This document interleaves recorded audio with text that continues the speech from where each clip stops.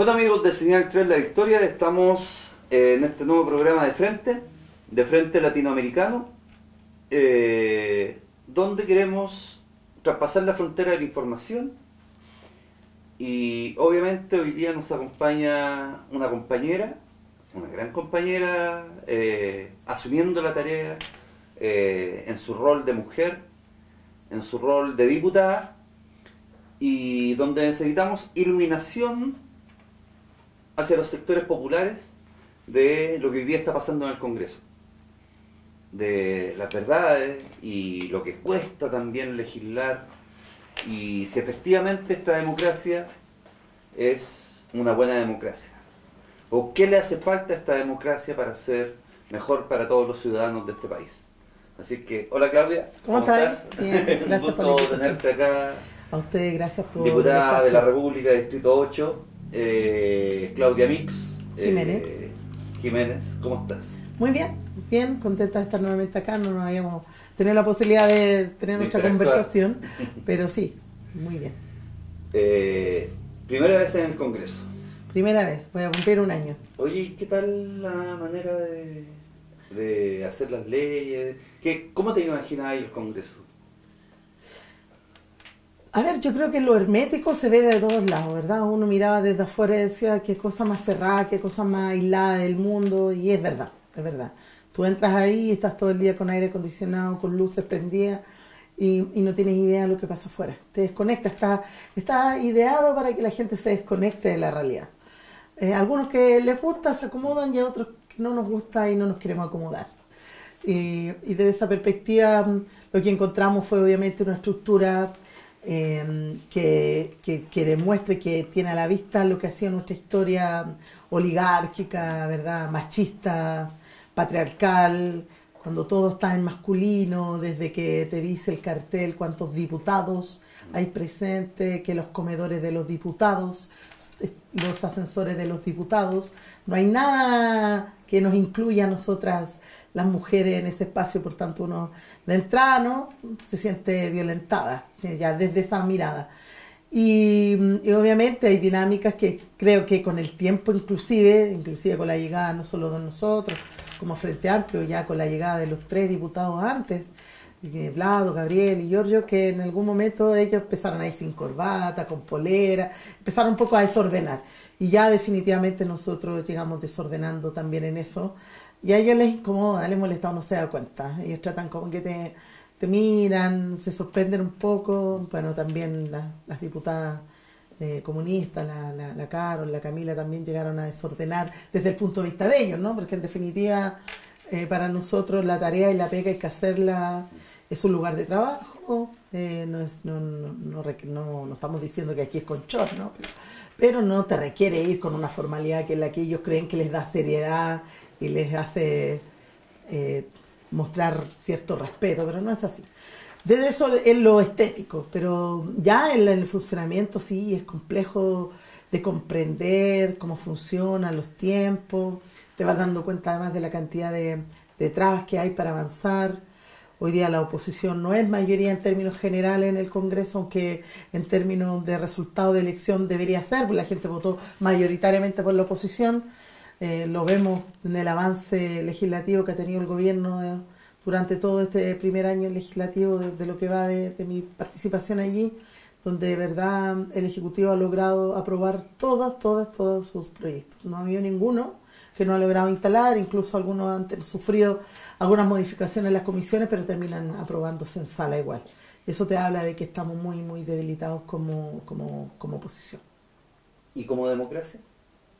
Eso refleja eso, porque finalmente es primera vez que hay una tercera fuerza ahí representada, con todas las dificultades que eso significa, porque además es una tercera fuerza que viene sin mucha experiencia a conjugar y a tener que llegar a acuerdos administrativos con una oposición que viene de hace mucho tiempo allí, que dejaron hace poquito rato de ser gobierno y que por cierto tienen la lógica de la cocina, de acomodarse, de llegar a acuerdos antes de votar algo.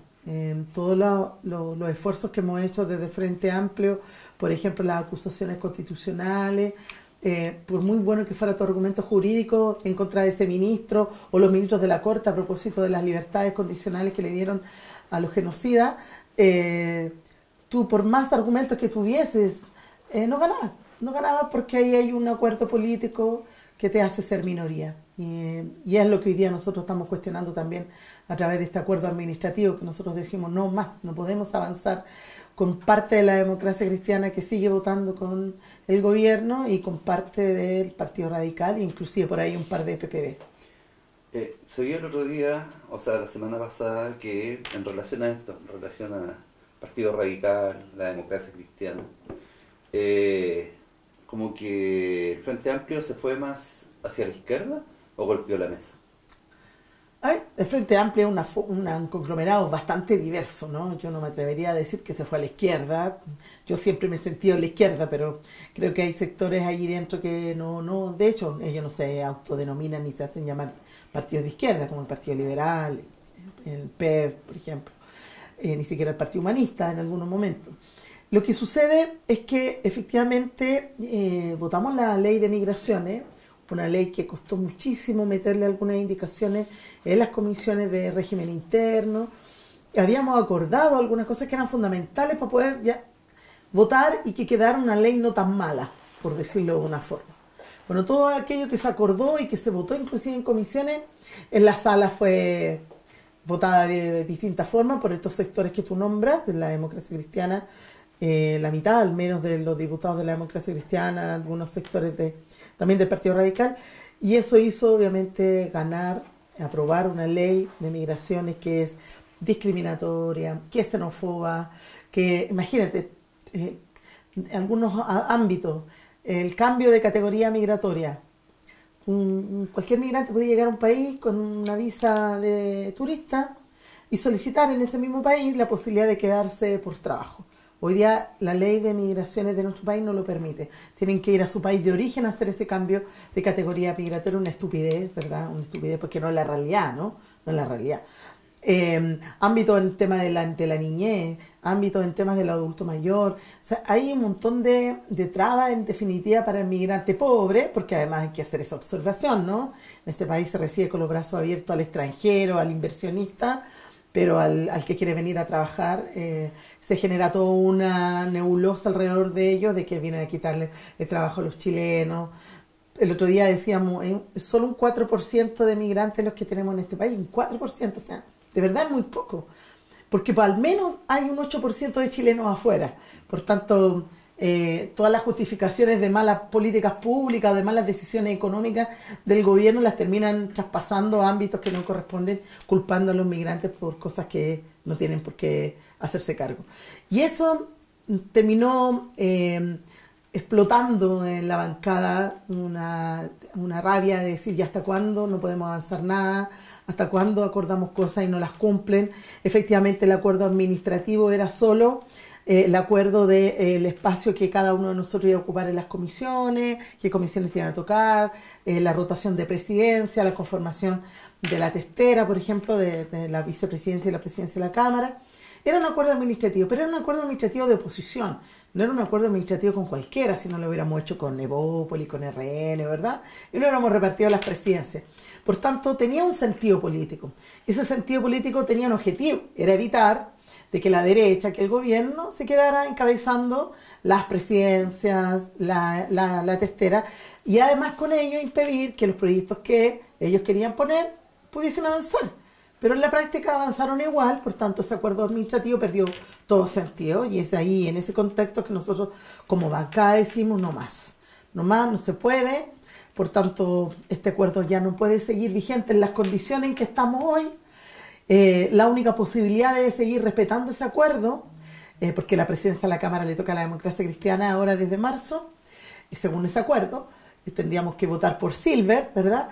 Entonces nosotros decimos, bueno, en esas condiciones, con estas características, no podemos avanzar, y por tanto nosotros lo que informamos al país es de que vamos a conversarlo con nuestros partidos, vamos a hablarlo con la Mesa Nacional y vamos a decidir juntos qué hacer respecto de este acuerdo administrativo de oposición. Bueno, y ahí obviamente desató la molestia, nos trataron de todo, por supuesto, cosa que no está zanjada, ojo, cosa que no está zanjada.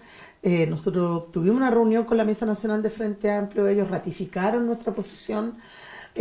Nosotros creemos que la única alternativa para poder avanzar o ratificar un acuerdo administrativo es que haya un piso mínimo de acuerdos. Se nos viene la reforma tributaria, se nos viene la reforma en pensiones. Entonces, si no hay un compromiso de parte de estos dos partidos en particular, me refiero a la Democracia Cristiana y el Partido Radical, de ponerse efectivamente en la vereda de la oposición, entonces no hay ningún acuerdo que se sostenga en esa lógica.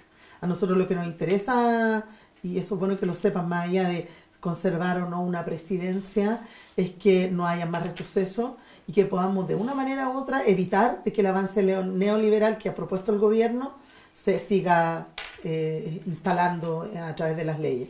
Entonces, ¿cómo se hace política en Chile si los diputados no pueden presentar proyectos de ley? Y el gobierno o los gobiernos que hayan son los llamados a presentar los proyectos de ley. No hay una cantidad de, no sé, los ciudadanos juntan 50.000 firmas y pueden presentar un proyecto de ley, si también los pactos no con los que se supone que hay acuerdo tampoco se respetan. Ya, mira, dos cosas. ¿Qué pasa en Chile entonces? O sea, los parlamentarios nosotros sí podemos presentar proyectos de ley, se llaman mociones. El Ejecutivo presenta proyectos que se llaman mensajes, ¿ya? Por eso cuando es un mensaje es porque viene del Ejecutivo. Podemos presentar proyectos de ley.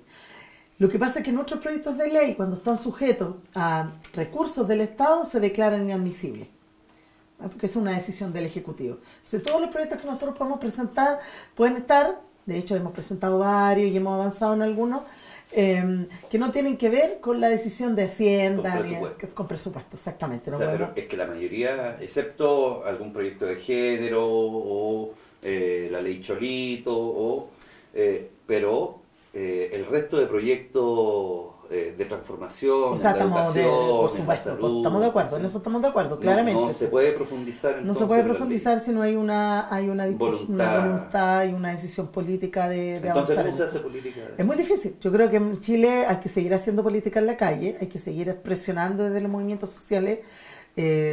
La única forma en que reaccionen no solo los diputados y las diputadas y también los senadores, que es más difícil que reaccionen, pero hay algunos que todavía reaccionan. Y por supuesto que reaccione el Ejecutivo, el gobierno, es frente a una presión social. Aquí no cabe de ninguna duda de ello.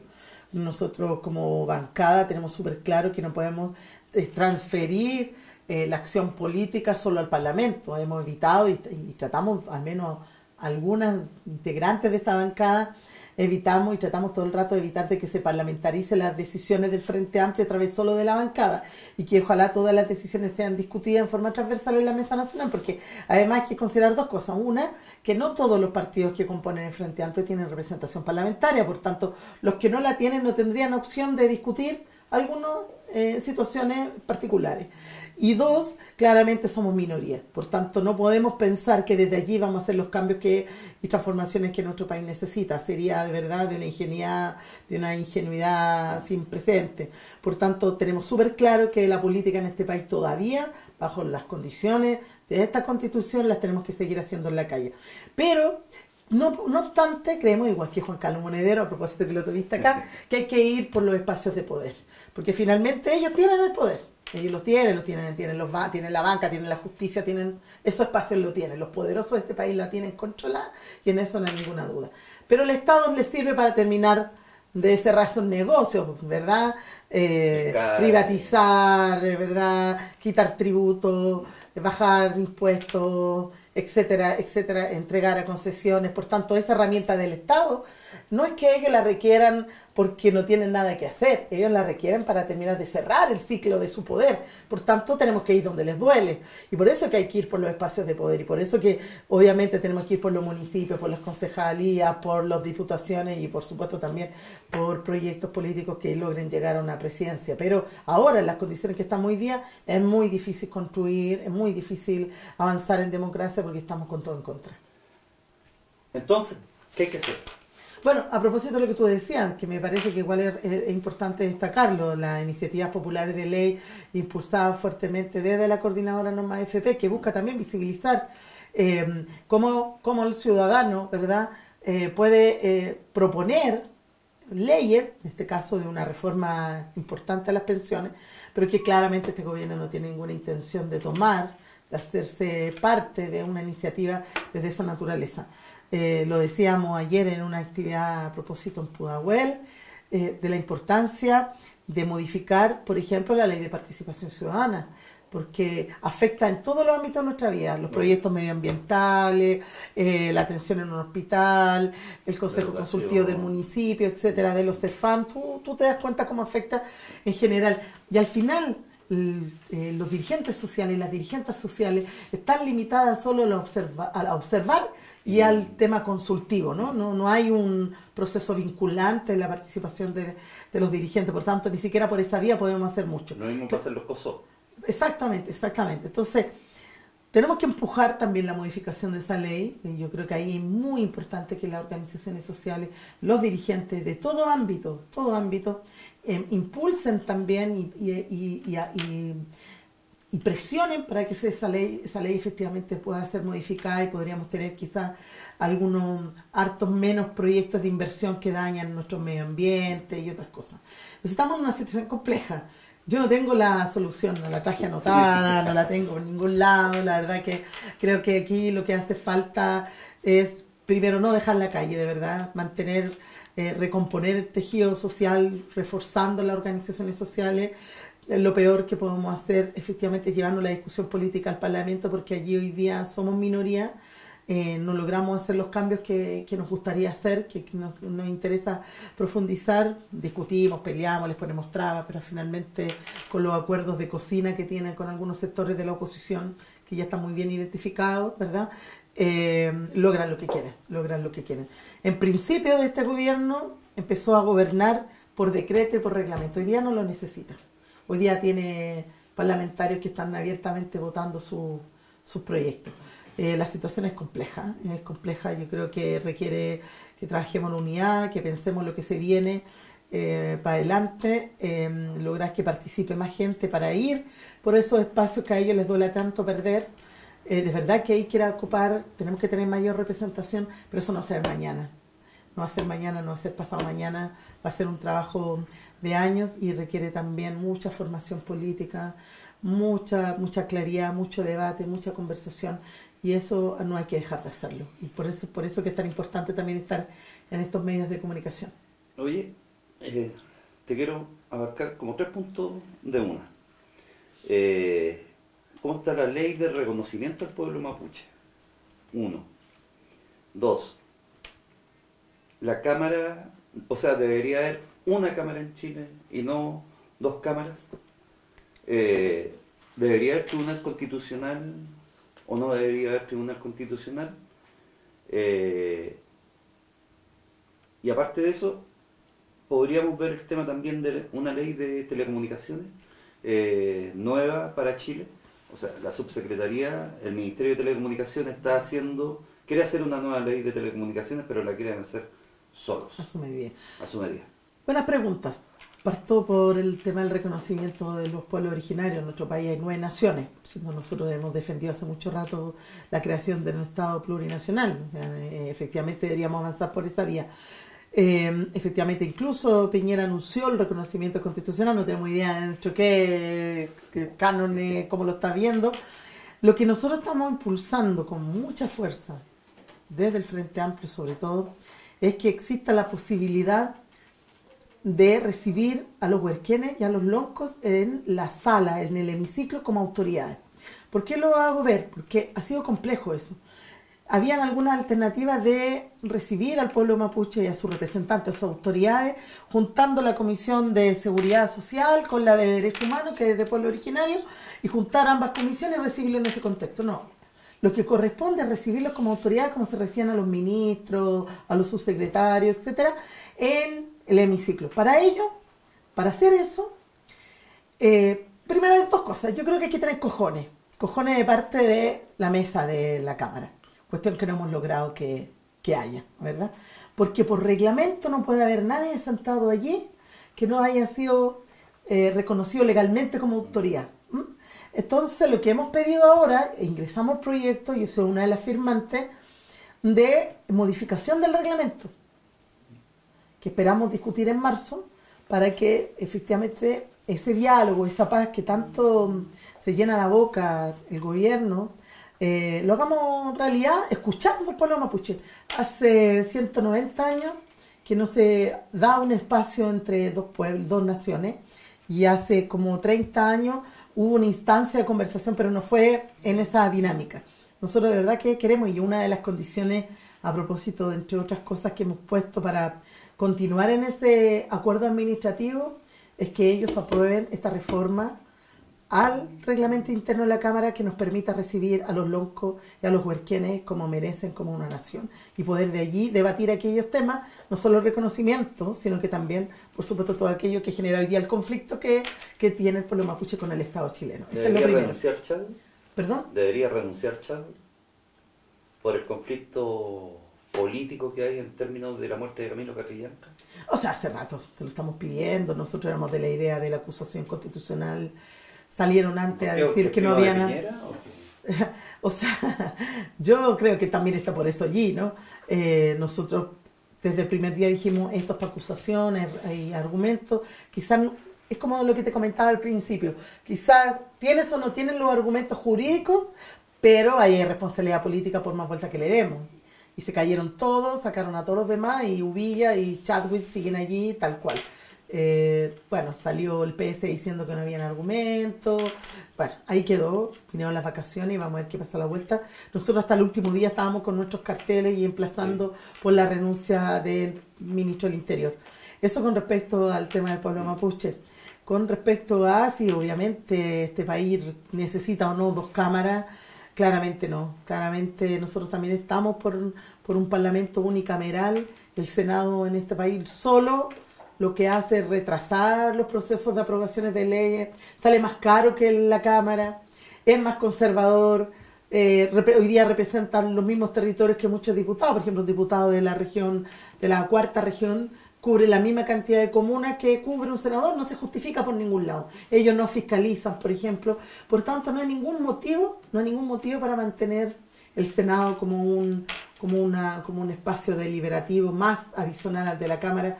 Se traban y se estrancan los proyectos de ley ahí, y la verdad que sería muy bueno que pudiéramos avanzar en eso. Eso seguramente va a poder hacerse cuando hagamos una asamblea constituyente y reformemos la Constitución. ¿Y el Tribunal Constitucional? El Tribunal Constitucional, obviamente que es el espacio, como decíamos nosotros, es como una tercera cámara, ¿no? Es el perro guardián del neoliberalismo, eso es, de los sectores más conservadores, eso es, el perro guardián.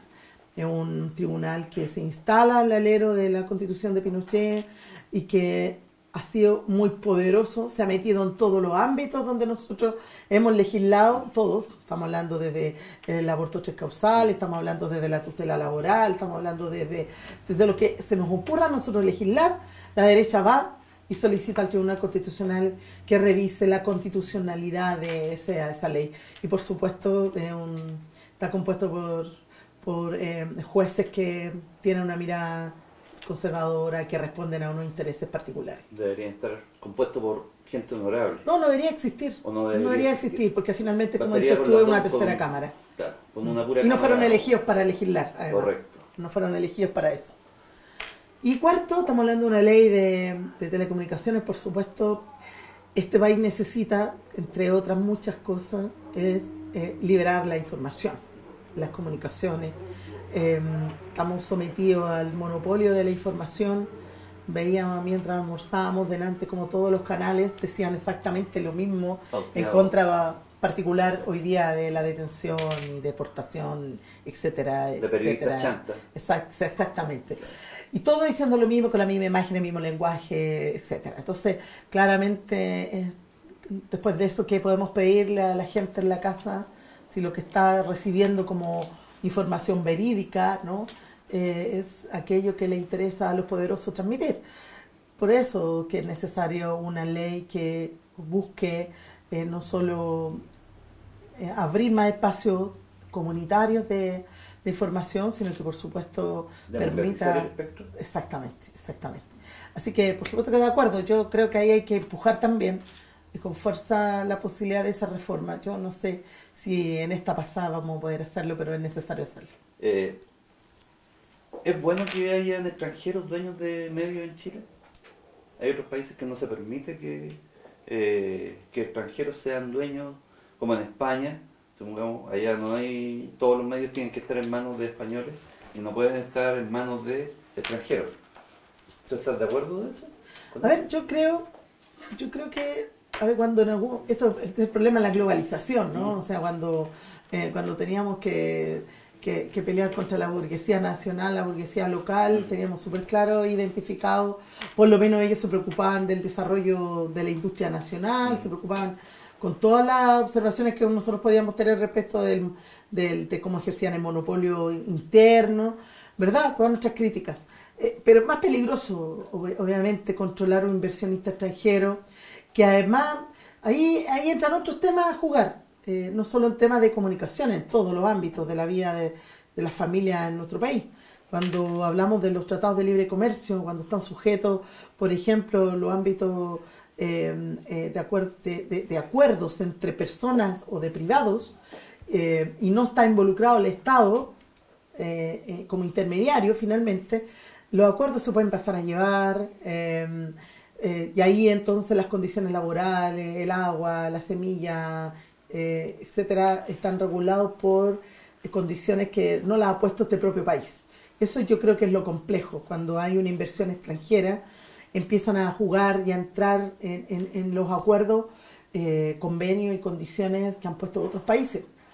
A veces uno no entiende cómo, por ejemplo, el precio del cobre lo definen en Londres, cuando en realidad ya no se fabrica, no hay cobre, como tú dices, cómo se define el precio de distintas producciones que se desarrollan en nuestro continente y se definen los precios en otros lugares. Asimismo, entonces, que obviamente esa decisión extranjera a mí me parece que siempre va a ser una amenaza para la soberanía nacional. Entonces, ¿cómo avanzamos como nación, como país? Porque Piñera cerró 3 empresas cuando llegó al gobierno de alimentos. Eso quiere decir que todos los alimentos los vamos a tener que empezar a comprar desde afuera. El día de mañana llega un gobierno progresista, supongamos, puede ser Beatriz Sánchez, puede ser cualquier persona de izquierda que pueda llegar al gobierno, y si a la derecha, a la ultraderecha, quiere parar la alimentación que se compra afuera para poder bloquear el país, lo hace. Lo está haciendo, lo hizo con Cuba, Estados Unidos, lo hizo con Chile para el golpe de Estado, lo está haciendo con Venezuela. Entonces, ¿cómo lo hacemos para poder avanzar en el tema alimentario, en la autonomía alimentaria?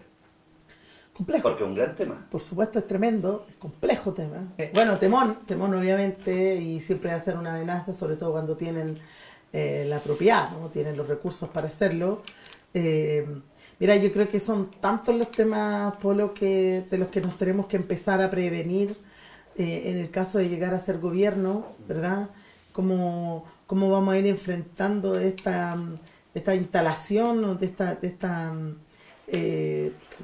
porque ellos han ido cubriendo todos los ámbitos de nuestra vida. Las inversiones extranjeras y los mismos grupos económicos, además, que no tienen problema en diversificar su inversión. Claro. O sea, son los mismos que están en las forestales, son los mismos que están en los medios de comunicación. Por supuesto. Entonces, claro que es complejo, porque recursos no les va a faltar para poder invertir o retirar su inversión, o controlar la distribución, que también es fundamental, que en el fondo también no nos podemos olvidar de los camioneros, que fueron fundamentales para el bloqueo y es lo que también le ha pasado en los otros países. Bueno, yo creo porque que no hay un desarrollo de tren tampoco. No, por supuesto que no. Entonces, claro, el camionero tiene toda la garantía. Claro.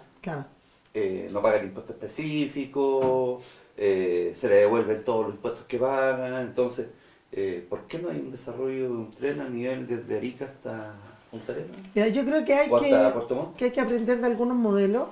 Yo creo que hoy día el modelo boliviano nos está enseñando harto para la región. han logrado crecer económicamente más que cualquier otro país también en el continente, aunque no lo digan nuestros medios monopolizados, ¿sí? No están diciendo nada, obviamente. Crecen. Exactamente. Yo lo puedo decir también con conocimiento de causa. Yo he ido a Bolivia y al principio las carreteras eran una carretera de una sola vía, hoy día tienen tremendas carreteras. ¿Y me preguntaron el otro día, bueno, ¿y cómo lo hacen? ¿Quién cobra el peaje? No, pues si no cobran peaje, las carreteras son libres. Claro. Entonces, bueno, costaría un poco hacerse la idea de esto mismo en nuestro país, que ya nos han tenido acostumbrados a esa lógica. Entonces yo creo que efectivamente no tenemos la respuesta. Yo no soy una economista, no soy experta en desarrollo económico. Creo que nuestros economistas, me refiero a los progresistas, que ya están ojalá pensando en algunas propuestas para poder enfrentar lo que eso viene, además en un contexto también global de desertificación, de abuso, de extracción de los recursos naturales, el agua, por supuesto, están a perpetuidad hoy día, Chile, exactamente, el agua está a perpetuidad, entre ellos a Piñera, porque no lo han dicho, pero es uno de los dueños. Entonces hay cosas que efectivamente de las que nos vamos a tener que cuidar, preparar muchísimo, porque hay algo que escuchan en otros foros, decíamos, efectivamente nos cuesta mucho mantener el crecimiento económico y mostrar aquí el crecimiento económico cuando se logra en los gobiernos progresistas y de izquierda, ¿verdad? La buena década que tuvimos, no lograron mantener o mostrar, más bien dicho, lo que se estaba haciendo. Y obviamente el desafío es tremendo. Yo creo que ahí la integración con otros países, el apoyo va a ser fundamental. Sobre todo es que, como tú lo planteas, estamos siendo monoproductores, estamos quedándonos con pocas herramientas para sobrevivir solos. Vamos a tener que depender de otros. Tenemos el litio, tenemos el cobre, y sin embargo todo se va para afuera y después nos lo venden más caro en batería o en lo que sea, en cable. ¿Tú crees que a Chile le hace falta, para poder ser un país primermundista, de crear más fábricas en este país? Bueno, claramente la mirada desarrollista de un país se quedó atrás hace harto rato. Que recordar que hace más de 70 años que falleció el último presidente desarrollista de este país. Y eso obviamente influye en el desarrollo de las carreteras, de la capacitación de la gente, ¿no? Porque tú capacitas a tu población, a tu ciudadano en función de lo que necesitas como país, las fábricas que quieras levantar, la investigación en el área científica, todo eso está hoy día en manos de extranjeros, en manos de corporaciones privadas, por tanto que efectivamente habría que tener una mirada de resguardo de los recursos naturales, pero también en cómo tú te planteas una política de desarrollo sustentable que permita crecer respetando el medio ambiente y no tenés que depender de los recursos afuera. Hasta ahora vamos a tener que salir a levantar un proyecto político que efectivamente tenga eso en su matriz de gestión, si no, no va a ser sustentable. Para terminar, que ya me están haciendo así los asesores, esta es tu cámara. Acá es tu cámara. Por favor, envíale, bueno, primero un saludo a los pobladores de la Victoria, de la mítica población La Victoria. Y también, ¿cuál es tu sueño como diputada? Bueno, obviamente agradecer la posibilidad de estar acá. Esta es una lucha ganada de ustedes, los pobladores de esta querida población La Victoria, que tiene un nombre además que no solo fue significativo en su momento, sino que sigue siendo inspirador para muchas poblaciones de nuestro país. Agradecer que nos hayan abierto este espacio y sigan contando con nosotros para aquellas actividades que requieran. Y lo he dicho varias veces en el Congreso, incluso creo que mi sueño, que es un compromiso además firmado, acordado, de ponerle tope a la reelección, ¿no? Yo creo que la política, para que la podamos recuperar en su esencia, tiene que ser ágil, moverse, dinamismo, que se vayan renovando también los rostros, las caras, y eso ojalá sea a través de dirigencias sociales, de mujeres, por supuesto, que espero que tengan no más de 2. Eso es un acuerdo de todos los candidatos del Frente Amplio, así que si no los cumplen tienen que ir a cobrárselo, porque todos firmamos un compromiso, decía no más de 2 periodos la reelección. Y por supuesto que quienes entren en nuestros reemplazos no solo vayan a pelear por un proyecto político que sea para todos y todas, sino que también ojalá que provengan de los sectores populares y ojalá sean mujeres porque estamos subrepresentadas en el Parlamento. Bueno, te quiero dar las gracias por estar acá. Quedaron muchos temas pendientes, como el tema de la mujer, los derechos de la mujer y cómo avanzamos también en los derechos, en la paridad, en los sueldos, que interesa mucho, que los hombres, por lo general, en los trabajos ganan un 30 o un 40% más que la mujer. Por lo tanto, hay temas que quedaron para la próxima ocasión. Te pido disculpas por haber llegado yo atrasado a la entrevista. Primera vez que pasa en un canal. Pero bueno, aquí estamos haciendo las cosas a pulso y además con la buena voluntad de poder avanzar con los temas. Te vuelvo a repetir que te quiero agradecer el que puedas estar acá. Las puertas están abiertas para ti porque necesitamos la iluminación de aquellas personas que hoy día están en el Parlamento, que hoy día están legislando, para poder decirle a la gente, mire, si esto no ha cambiado durante 28 años, que llegó la democracia, con esta calidad de diputados, podemos hacerlas cambiar. Así que te agradecemos de estar acá. Y bueno, amigos, este ha sido el programa de Frente Latinoamericano. Y agradecemos el que puedan estar acá, esta calidad de dirigentes dignos y que puedan dignificar al pueblo y los derechos del pueblo para poder avanzar en la calidad de vida y en una sociedad justa. Así que muchas gracias y buenas tardes.